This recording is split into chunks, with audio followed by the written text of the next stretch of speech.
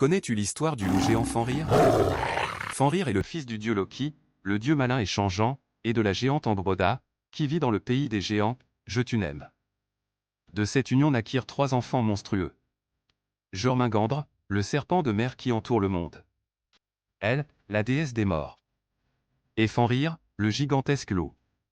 Quand les dieux d'Asgard apprirent la naissance de ces 3 êtres, ils furent terrifiés, une prophétie annonçait qu'ils joueraient tous un rôle dans la fin du monde le Ragnarök. Les dieux décidèrent donc d'agir. Ils jetèrent Jormungandr dans l'océan. Envoyèrent elle régner sur le royaume des morts. Et gardèrent Fenrir à Asgard pour le surveiller. Seul le dieu Tyr, courageux et juste, osait s'approcher du loup pour le nourrir et le calmer.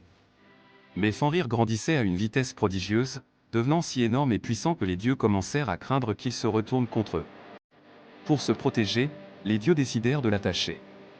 Ils commencèrent par forger une première chaîne, massive et solide. Fenrir la brisa comme si c'était un fil d'herbe.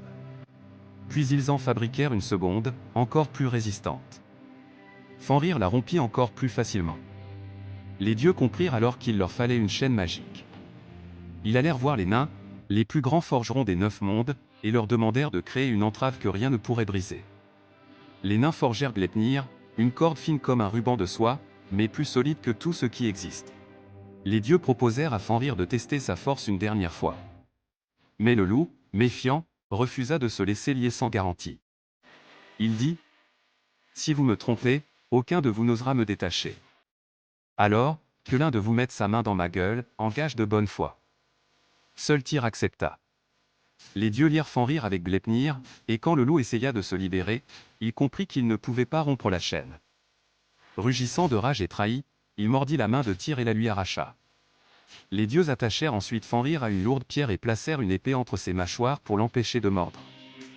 Sa bave forma une rivière appelée Van, qui coule encore dans les mythes. Ainsi, Fenrir resta prisonnier jusqu'au Ragnarök, la fin du monde. Lors de ce jour terrible, la chaîne Gleipnir se rompra. Fenrir se libérera. Et il combattra les dieux. Il dévorera Odin, le père de tout, avant d'être tué à son tour par Viar, le fils d'Odin, qui vengera son père.